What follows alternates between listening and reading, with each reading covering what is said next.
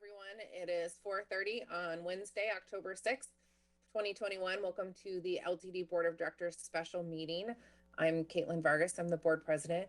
I'm going to go ahead and call roll. I noticed some board members are not here, so we will make note when they join, if they do join. So let's start with Michelle Weber. Here. Thanks, Michelle. And Susan Cox. Here. Thanks, Susan. And I'm seeing that both Emily Secord and Don Norden are not yet present. We've been having some Zoom issues, so hopefully they can hop on shortly. I want to thank everyone for taking the time to be here. Really quick, we'll just start with comments from the board president. I just have a very quick comment. If you noticed on the agenda that was sent out, it says 4:30 to 5:30. That's actually incorrect. Today we are just going from 4:30 to 5. That gives us now 29 minutes to make this a very efficient meeting. And I see Don Norden has joined, so that's great. And with that, it is important that we end at 5 o'clock today because this board of directors has a budget committee meeting from 5:30 to 7:30, and that 30 minutes is going to be a crucial break for all of us to stretch our legs and grab some dinner. So once again, hard stop at 5 o'clock. Just want to remind everyone in that group, in this group, about that. And Don, welcome. We're so excited to see you. Mark, do you have any comments? I don't. I think we can turn over to TransPro and give them their time to do their presentation. And then if the board has any questions for them to be able to understand the best way to move forward, then I think that's where we are. Great, thanks, Mark. Emily's here, good. Oh, okay, cool. Welcome, Emily, and welcome, Dawn. I do not have any additions to the agenda. I'll ask for board member announcements in just a second. And I just wanted to also make note as a reminder why we're here today is that we had a conversation about giving the staff and Mark Johnson direction for this GM recruitment process. So as a reminder to the board of directors, we are listening to what TransPro's process would be for that recruitment and selection process. Our recommendation to staff would be to go with TransPro or to go out with an RFP. So just keep in mind our options, and when you're asking questions, please know just that you have the ability to kind of ask whatever questions you'd like of TransPro today. And then ultimately we will need to make a recommendation to LTD staff. So Don, we got you down. Emily, we got you. Really quickly, any announcements from board members, just keeping with the agenda? Okay, great. I'm going to go ahead to and turn it over to the TransPro team. Thank you so much for being here, everyone, and welcome. Thank you so kindly, Madam Chair, and great to see the board members. We will be very brief with presentation based upon the clear recognition of the clock ticking. I've had the pleasure of meeting all you before, so I will pass on introductions and turn to my colleague, Aaron Bingaman, for a quick hello. Good afternoon. It was great to meet you for 75 seconds about 3 weeks ago. Hopefully my microphone's working again today. Excited to be talking with you about our executive search process. I'm managing principal with TransPro. I'm also the former head of a regional transportation authority myself. So excited to share some of my own experiences, both as an executive leader of an agency, as well as having led several searches with TransPro here, making sure we have an efficient and effective hiring process that aligns with your strategic business plan. Mike?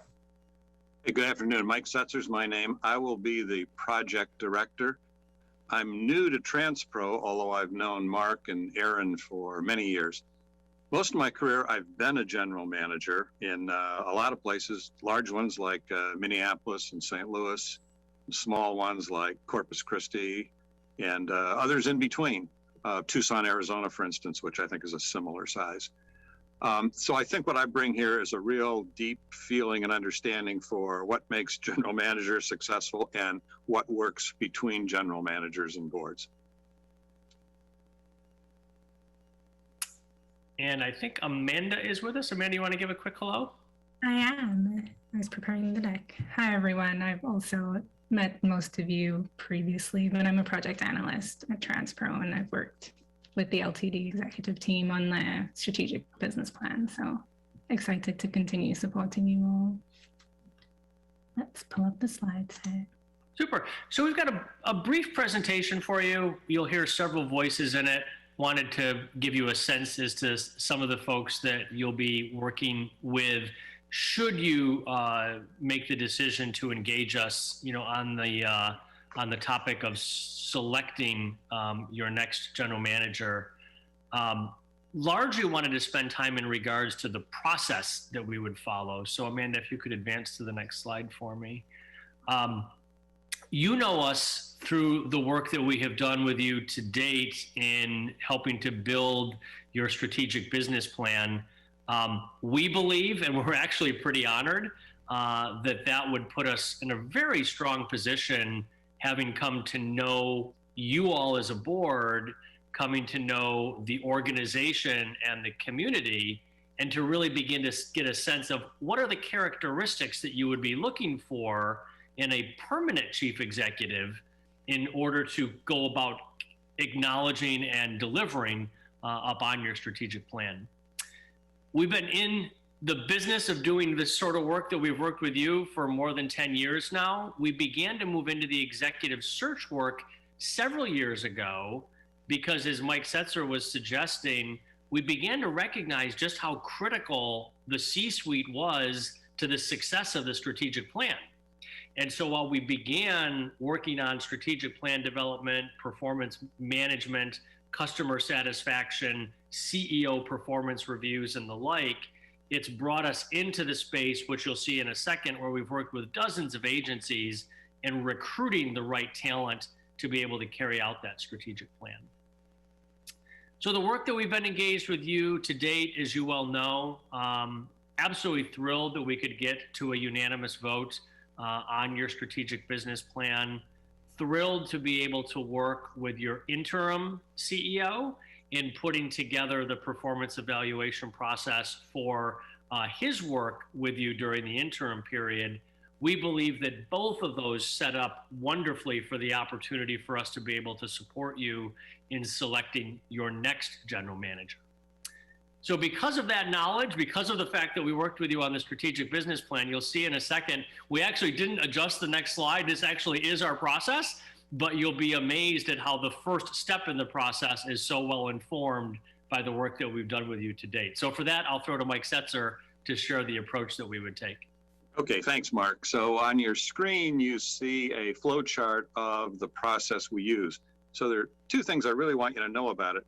One is it works. This process has produced several successful candidates. We know it works. We've used it several times. As you can see, it's deliberate and things are in the right order, and it will become the progress report format as we go through, should we be selected to assist you in this important task. But the second thing I want you to know about it is that even though it's detailed and deliberate, it's not slow at all. In fact, I think just the opposite, because it makes us do things in the right order and makes us keep moving along and makes us keep reporting to you on progress. It in fact produces very expeditious results. For instance, this morning we reached a conclusion with another client on 2 candidates, and this whole process up to task 8 took about 2 months, which is really pretty quick for this sort of a process. There are also 2 things on here that I think make us unique. And the first is something Mark just referred to, and that is that we're already partway down the road here. Because of the strategic business plan, task 1 is mostly done. We know the priorities. And we've got a good start on task 2 because of the core competencies and credentials flow from the agency priorities. So some other firm would have to start at the very beginning here. We're already on the path and moving along pretty rapidly. The other thing that makes us unique is the last box, the transition support option. And it is an option, your option, of course. But this company was founded in performance planning and performance management and team building and relationships, especially between CEO or general manager and board. And so we, unlike most firms, are not necessarily finished when the new general manager signs the offer letter. We're still involved, we hope, or we like to be. We've got a 100-day success plan. We've got other ways of supporting that transition, both with the board and with the new general manager. And again, those are the two things that really make us unique in my mind. Let's talk about some specific examples, and I'm going to hand it off to Aaron. Yeah, just real quick, we're going to walk you through 3 examples, but to be sure, that process is the same process we've applied with several agencies around the country. Some of these you might recognize: Las Vegas, Indianapolis, Detroit, Memphis, among others. Really quickly, wanted to take you through some recent examples. Earlier in the year, we had the opportunity to help CityLink in Fort Wayne, Indiana, place their general manager and CEO. The position had been vacant for 60 days, and at the point they reached out to us, they had been trying to fill it themselves and said, we really need to fill this super quick. And we had that filled in less than 90 days, and started at the beginning there with helping us understand what does success look like. Similar to Rock Region Metro, which is where Mike was just referencing, driving that biweekly cadence of the dialogue with their leadership team and presenting them candidates based on our understanding of what success looks like for the organization and their priorities, means we can move a little bit quicker because we're bringing you the right candidates the first time around. Like Lane, we really pride ourselves on presenting pools of candidates that are diverse, both diverse from their experiences as well as culturally, and making sure that you have a leader that reflects the values of your organization. So really deep and diverse pools of candidates with both of those opportunities. One other example that we wanted to share was from Long Beach Transit, which is a bit of a larger organization. What was unique here, and I think one of the things that's unique about our approach, is that we're not always defined by finding transit people for a transit agency. Certainly that is something we value. Long Beach was really looking for somebody that was fanatical around customer experience and customer service. And so we found somebody from the hospitality industry, of all places, for their director of maintenance and infrastructure. So with our relationships and our reach inside the industry, we certainly can reach a really deep pool in the transit space, but also start to reach out to some other industries depending on the leader that aligns with the priorities and values you express. And last but not least, our typical schedule, we've framed out a schedule here. I've mentioned 90 days. We've mentioned 90 days a couple times, but really 12 to 16 weeks is our deal process. But this scales with the pace of you and what your organization looks to fulfill. So we understand, because of our past role in leadership positions with organizations, how you've got good, steady interim leadership today, but sometimes the organization needs to fill quickly, which is why we placed an emphasis on that sense of urgency and pacing to fill. So I just wanted to give you a sense of how we go through each one of those steps in the process and the timing it takes, and we'll be happy to answer any questions. Mark? So just would wrap, I think we want to be mindful of the board's time. I think we want to be mindful as if we are given the opportunity to work with you on this process of how do you identify a CEO and general manager that will help you deliver against the strategic business plan, which you have invested such time and energy into.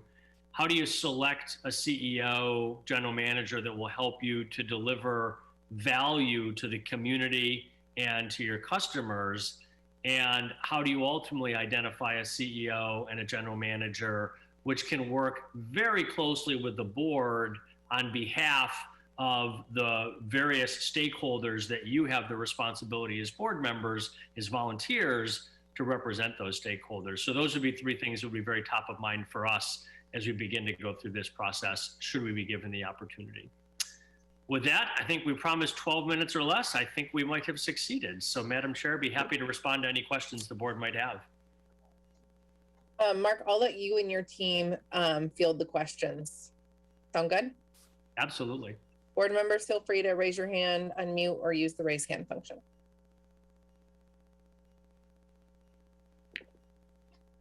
I have a question just to kick it off. my board members are thinking about it. So, our community is unique. Everybody thinks they need to have a say in everything, and it's and rightfully so. I mean, there is some community involvement that needs to take place. And so I know in one of your boxes, you had outreach piece. What does that look like in your typical process? So it's a great question you ask, and it very much varies based upon the way the community might choose to think about it. So we've worked with some communities where that's really engaged at the board level. Oftentimes with the C-suite as well, the board will pull senior executives into that conversation of forming what those core characteristics. We try to think about it, Mark, through the lens of those core characteristics of the ideal candidate, as opposed to writing a job description, right? I mean, job descriptions, we can write those, but it's what are the core characteristics of the person?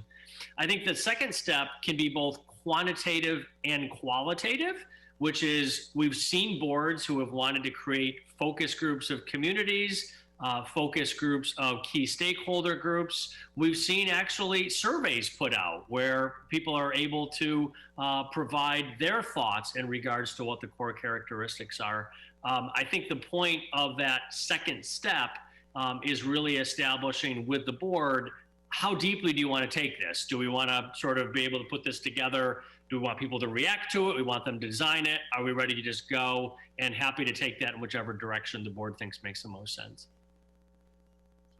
If I could add, Mark, I think there's a certain kind of personality in a general manager that goes along with that consultative spirit, consulting with the community. There are people who readily accept that and process it all and integrate it and use it in what they do, and other people who just resist that. So obviously, in this case, we're going to be looking for the first kind of person rather than the second.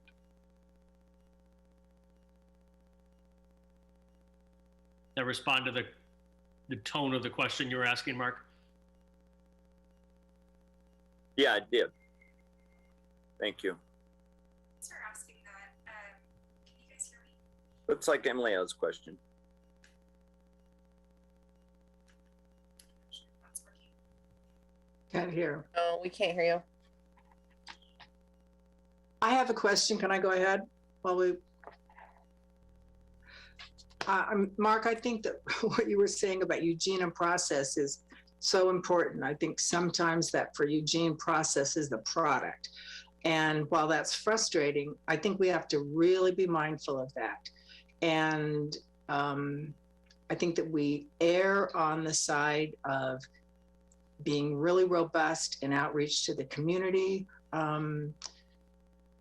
I think that's really critical. If we don't have key stakeholders in our community involved, not running it, but involved in it, I don't think that it's going to be nearly as successful. And I think in Eugene, more than lots of other places, that is the culture of the community we live in.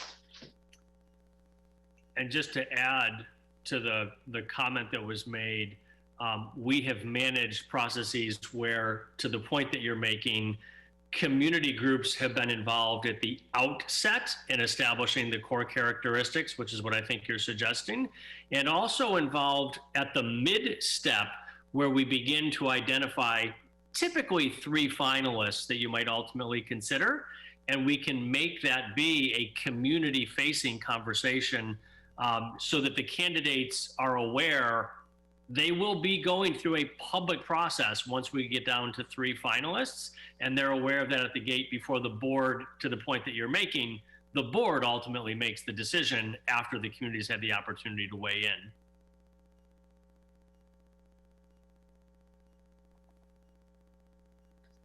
I have another question no one else does. I think that the idea that there are 3 finalists, or that we actually look at and interview publicly and so on, is there any opportunity to have a look or a profile of some of the top tier candidates before? Because I think sometimes, my experience with hiring people, our HR director says, ixnay on these people. And then, you can look at the applications or the resumes and say, no, wait a second. There's something about this person that makes me want to consider them. Does that make sense? It sure does. I'm going to pull Erin in, who's had some experience working with boards and agencies on exactly that question. Typically, what we would see is a process where the board would be involved in narrowing typically to 6 or 7. There's not magic around the number, but typically 6 or 7. And then there becomes a deeper vetting from that conversation. Ultimately, that part, by the way, is private. That part is not, done in public to attract the greatest client pool or the candidate pool that you can, before you go to 3, which could at that point be public in nature. Erin, do you want to take that a little bit deeper? Yeah, I think that what you're mapping is a really thoughtful process that a lot of the agency partners that we work with go through. That we would do some initial screening and vetting and try to deliver you 8 to 10, we think, really qualified candidates. What we want to make sure is you spend your time on really great people. So you're not going to see everybody that we reach out to and or comes through a passive pipeline. We're going to be working the network a lot of different ways through a lot of different platforms to be able to really find the right people. And this is an opportunity that's going to draw a lot of attention in the industry. It is a property and a brand that people will be excited about. There's going to be some rising stars. There's going to be some rock stars that are going to be interested in this opportunity. We want to bring you 8 to 10 that are really, really strong. From there, who do we bring in of those 8 to 10 for an initial interview? And then who do we bring in again for that second set? It's not uncommon for us to have multiple steps. We don't necessarily prescribe it from the beginning because we know when we know if it's a top 2, it might be a top 4 to bring back to the community, and then run that public round, whether it's in a public interview and or maybe asking them to present how they might approach their first 100 days or how they define success and their reaction to some really key questions. There's a lot of flexibility in that screening and finalist round. And then last but not least, to the stakeholder engagement piece, are there stakeholders we'd like folks to meet with? Key elected officials and or neighborhood leaders, folks within the labor force that might be interesting to engage. So some definition of that we can collaborate on that together. Hey, I know Emily had a question. I think she's going to try and dial in so she can ask her question. So Camille, heads up I think Emily's going to call in. We can bring her audio over maybe. And then a real quick question for you, TransPro gang. How do you involve the employees in this process? I mean, these are the folks that are working directly with the GM. So where do they have a say? What does that look like? Oh, you're on mute, Mark. Heard that 35 times this year. Terrific question. And we have handled this a little bit to the point that Erin was making with the last question. We've handled this in multiple ways. So we've handled it as far as board members saying, we will be in control of this process. We will lead. We will do this. We will decide. Have a good day. That's the extreme on the other end. We've seen it as far on the other side where the board has actually allowed community members and employees to be on the interview panel, and in some cases, really weigh in on the selection. The space in the middle, which is what you see most typically when it comes to these sorts of decisions, is a board may choose to create a focus group or 2 of different employee groups to be able to bring their voice to the table. I think we would suggest high-performing organizations involve C-suite executives in establishing core competencies. It's not done exclusively by the board. It's done by the people who actually work in the organization and live in the organization. So were you to ask for a recommendation, I think we would suggest it's that space of some focus groups and the like. Let me maybe turn to Erin or Mike, who may have some comments to add on to this. Erin? Yeah, I think the employee engagement becomes really, really valuable because in the course of the process, when we start to define our top 2, top 3, they begin to interview us, right? So when they're on site, they want to see the property, they want to see the facilities, they want to figure out, is Eugene a community that they want to be a part of?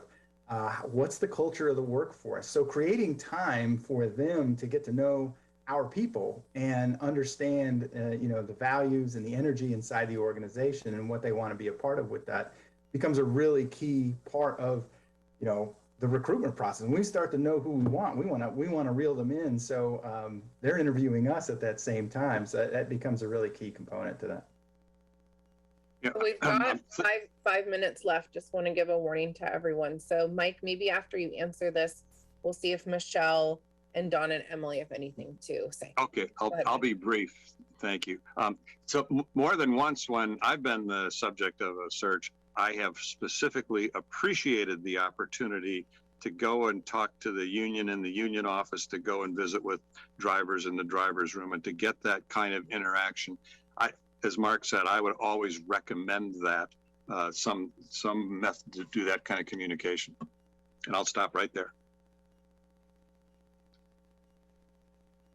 Emily, are you able to ask your question? Are you connected via audio in some form? I hope so. Is it going to work? Yeah. Oh, I see heads nodding. Thank you so much. Just had two brief questions. The first was, thank you, Mark, for your question, and wondering how having a community involvement team as part of this process, how much time that might extend out the process overall, and whether or not, in your experience, you'd recommend something like that for our group. We would, based on our knowledge of working with you on the strategic business plan, we would absolutely recommend both the employee component and the community component. I think those would be in your best interest, and would strongly urge you to do that.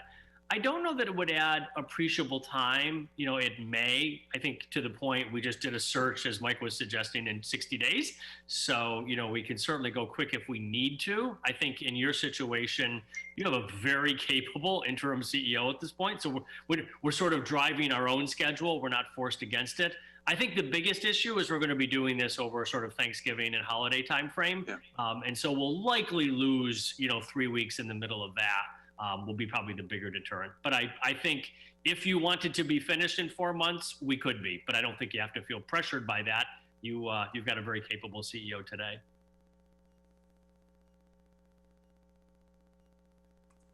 Dawn, why don't you go? Yeah, kind of following up on Caitlin's earlier question and Mark Ash's response. We just went through that strategic business plan. It's been a lot of effort. Our staff went through it, hours and hours of work. These people have worked together. They know each other. They know the organization. Are you going to be also recruiting from among those people in our organization? It's a good question that you ask. Clearly, the board made the decision to recruit from within for your interim CEO. And oftentimes I wouldn't want to prejudge whether others within the organization would potentially be candidates. But to the point that you make, that is always a logical stopping point, is to look within the store that you are in if people are indeed able to make fantastic cookies that we might enjoy. So the answer is yes, we would very much expect the current workforce to be a potential for candidates for consideration. I have a question. Seems like this is an important moment, obviously looking for a new general manager, but is it also an opportunity to kind of review the whole structure of the organization? Is the way it is now the perfect way? Can it be maybe tweaked, or is it just perfect as it is? To take some time to really do an assessment of some of just the broader organizational infrastructure priorities. I really appreciated, Aaron, what you said about someone being hired that had a specific personality or, just essence that was what they needed. I'd like to really explore some of those things, not that, to be maybe something of a hybrid. Will there be an opportunity for that? I may be able to answer that for you, Susan.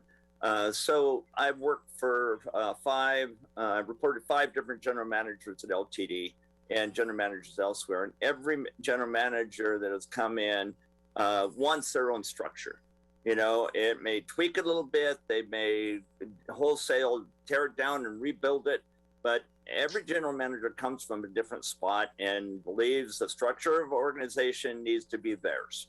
And so it's not good or bad, and it's not that anything's perfect or imperfect, but there's many structures that can work really well. And it really is the general manager's prerogative to set up a structure that works best for, you know, what we're trying to accomplish. Mark, I'm not questioning that part. I'm saying before the general manager comes in, before that general manager is selected, who will be doing that, would there be some opportunity to just look at the whole organization, you know, root to branch? I'm not saying it's necessary, but I'd like to just, is that a possibility? Do you see that as helpful? Does it ever happen? Never happens? You can weigh in on that, Mark. I've never seen it. But. Yeah, I would answer your question in 2 parts. So the first part would be, I think anytime that a board and an incoming CEO can have a strong fact-based understanding of the current situation, everyone is always going to be better informed by that. The second part, it'll help you to recruit the best CEO, right? By having a better understanding of the organization as it is today. The second part of the question, the second part of the answer, though, to your question is the new CEO really should be involved in then shaping the structure of the organization under what their vision is. And so there could be a first piece, which is that foundational fact-based understanding. But I think the last thing the board would want to do is to impose a new structure on a CEO on their first day. You very much would want to involve your CEO of what those facts lead and involve them in designing the organization as you go forward. Yeah, I think I'm not in any way suggesting that there would be any imposing, but just an opportunity. I mean, I don't know how long it's been since we've been searching for a new general manager, but it's an opportunity to just take a look, I think, under the hood and examine it and feel confident that everybody is educated and prepared as they look for the new person. Facts are always helpful to the conversation. Agreed. Yeah, and Susan, that's a good point. And I think that's something that we can definitely continue to talk about as we, make a solid plan for this recruitment process. I want to make sure that Michelle has an opportunity to speak or ask any questions as we need to wrap up. Thank you, Caitlin. Don't really have any questions. In my experience hiring a superintendent of Springfield School District, working with that search firm was a very interactive experience between the board and the search organization. And I think a lot of these questions come to surface in that, in that initial stage. And that's where you really, really have the opportunity to dive in and make those decisions and forward. So I think my biggest thing here today is our relationship with TransPro, the relationship that we need to engage with to move forward. And in my opinion, I think they've, as it's been pointed out, have a really solid foundation to help us move this forward, having been involved with our strategic business plan. So just something to kind of think about as we're making this decision. And Mark and Camille, are we looking to give you a formal recommendation today as to move forward with TransPro or RFP, or is this just information only at this point?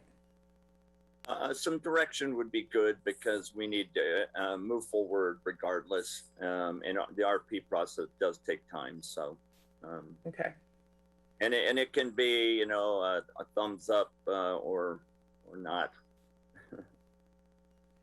All right, let's just go quickly around the room and everyone just If you could please share your preference, if you would like to elect to continue work with TransPro, or you're more comfortable moving forward with the RFP, just please share your preference. I'm going to start with Emily. I am not opposed to working with TransPro. My only question marks left at this point are just price point relative to competitors. Okay. Michelle? I'm extremely comfortable moving forward with TransPro, and based on the relationship that we already have there. If others feel like an RFP is something that we need to do just to make sure that other opportunities, others are given that opportunity, I'm fine with that, but I'm completely comfortable just moving forward today with TransPro. Okay, Dawn?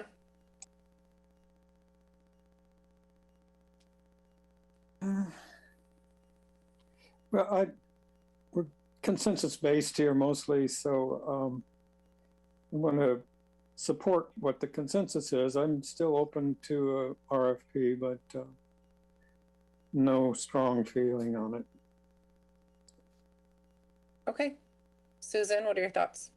Well, I guess I feel like 30 minutes is not very much time to make this kind of a decision, which is a big one in my mind. I feel very comfortable and have been impressed by the work of TransPro. I have said that before, and I stand beside that. What's been the process before when a new general manager has been selected?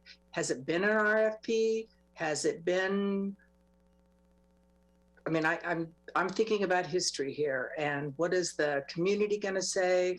To me, the timing isn't quite as critical as much as that we get it right. So what's happened in the past? And I think it's multiple things have happened in the past. We have done RFPs, we've appointed general managers without any process really. And so we've done a lot of different things. So it just really is at this point what the board's comfortable with. And guys, I am going to turn this meeting over to Emily. Emily, you are now in charge. I have to go get my kids from soccer before our next meeting starts at 5:30. So I have to run. Emily, you got it? Okay, great. Thanks. So where are you? My audio works. Okay. And we didn't get Caitlin's opinion, but I think she has mentioned before that she'd like to do TransPro. Is that fair?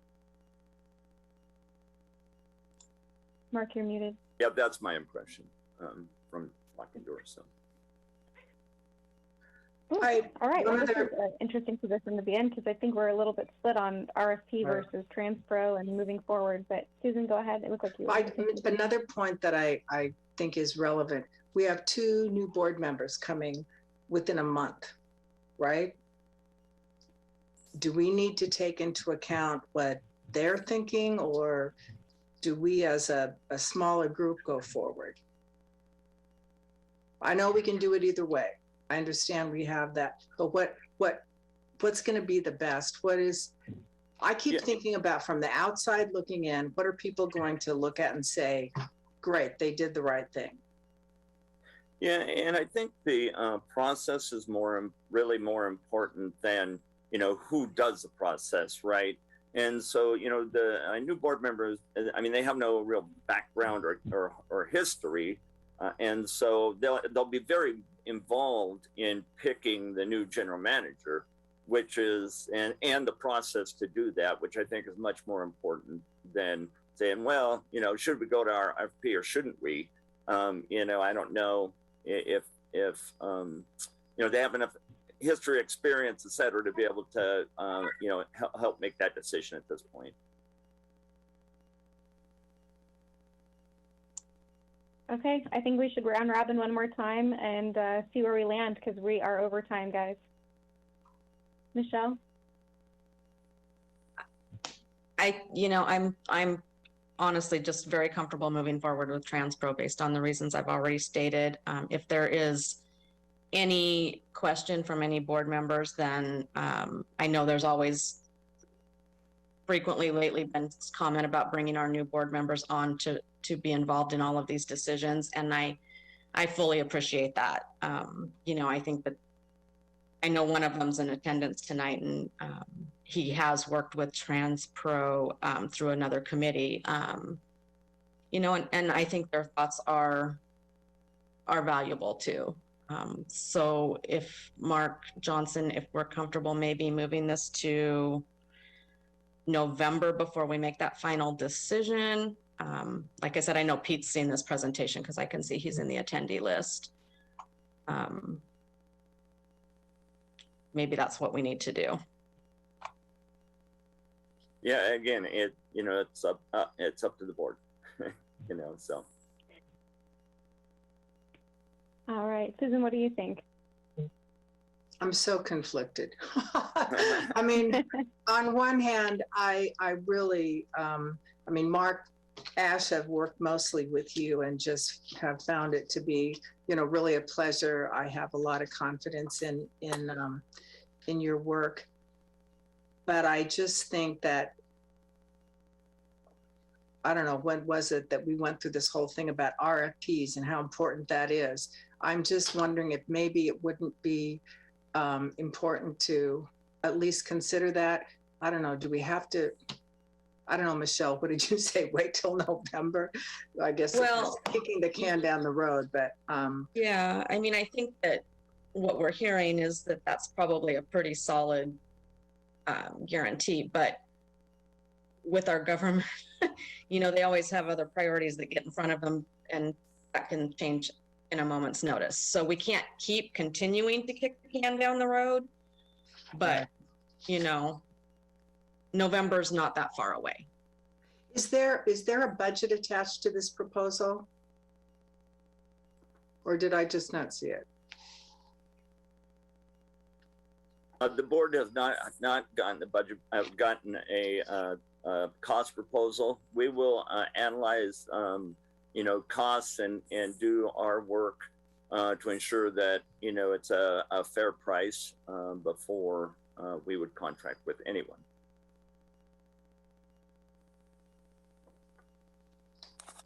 All right, So, Don, Mark, are you heard still from, on the fence as well? Well, I'm just wondering if Mark had heard from Tiffany, or maybe Michelle's heard from Lee or something about what is going on with the legislature. Are they going to do anything in November, or is it going to be February? Or well, right now it's scheduled for November. The Senate meets the 15th, 16th, 17th of November, and so they say that they will be on one of those days. So that will be after our next regularly scheduled board meeting, right? I mean, by the time they actually get through that confirmation process. Yeah, I think, to be honest with you guys, I'm less concerned about what the new board members think than just the process right the first time. I would hate to move forward one direction or the other and then have, different opinions come in and change, the recipe. So I think, if we can get this decided, I think that's probably more beneficial to those new board members than having to start all over again. With that being said, it sounds like we're pretty divided still. Mark, is there a way that we can put this on the October 20th agenda for kind of a final recommendation? It sounds like we might need a little bit more time just to mull this over. I'm sorry. I would really much prefer to have a clearer outcome. Yeah, I mean, it's pretty tight. October board meeting is time-wise tight, but I think if we can, if you're ready to go, we can just, quickly make a decision, we can fit it in. Well, as far as I'm concerned, we could go with Transpo now. I mean, if we went just down a strictly vote by numbers instead of consensus, then I think we would have agreement here and could proceed from now. But I don't know if Susan feels comfortable with that. Oh, Don, to be honest, I was sort of reacting to what I felt was tentativeness on your part. So if everyone else feels strongly about it, I guess I am ready to go ahead. As I said, I just getting the screenshot tonight or the projection tonight, and then not having a chance to really digest it. I guess that was my kind of concern in making sure that I understood process and everything. But So, Susan, if I can add anything that will help just kind of bring some comfort to this. Again, that relationship with the organization that is helping perform that search is very interactive, and the board is very much involved in making the decisions on how this plays out. And nothing is, they're there to guide us and give us direction and give us options, but it's ultimately our decision as to how we move forward. So with that in mind, I would think that both Pete and Gino, if I were sitting out there, and I know Gino, I think well enough to say that he would feel comfortable with whatever decision we make, and he'll just come in when he comes in and involve himself where he needs to. Not to speak for him, but just what I know of him. I can't speak for Pete because I do not know Pete at all, but I do know that he has a relationship with TransPro through the strategic planning committee. So for me, I just know that the relationship with TransPro is a really, really, it's there. It's in the organization. The staff has comfort with them, and I think for me that's huge. Just knowing that relationship has been building over this period of time. Okay, I'm going to be just kind of pushing us one more time then. Is there any reason why we can't elect to use TransPro today? Don, are you okay with it? Yes or no? Yes. Michelle, are you okay with it? Yes or no? Yes. Susan? Yep, I can go. Okay, great. Mark, is that sufficient direction for you? We got it, because I got the thumbs up from Caitlin too. She texted me and said, I'm on. So yeah, we're good. Okay, Well, thank you very much. great. And you guys are really thoughtful about it, and I appreciate it. And, and we'll hit the ground running now. So that's I think that's important. Is it possible, Mark, right, to get a perfect. copy of the PowerPoint? I would appreciate that. Thank Yeah, you. Camille has it. I'll have her send that out. Okay. Perfect. And then Mark, Or it should be. you'll It's see in the that, board packet. Actually, it's in the board packet on our website.